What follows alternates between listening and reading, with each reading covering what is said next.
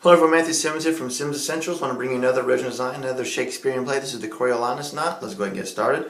Left side, again at the belt line, we're going to come over here. We're going to put a dimple in. We're going to come across like this. We're going to come around.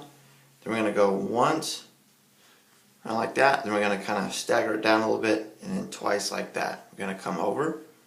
We're going to come up and over like this. Come around, leave it loose. Come through here like this. Tighten that up, bring it up like that. Fold this in half.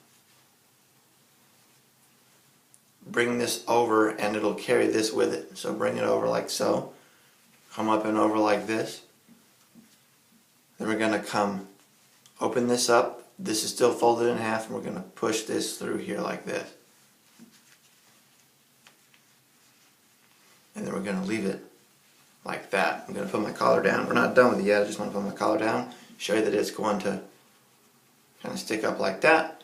Then we're going to put this underneath here. And there you have it. So again, follow me on Instagram at SimmonsEssentials. Own your own style, my friends. You're fearfully wonderfully made. This is what the knot looks like. Right there. Peace and God bless.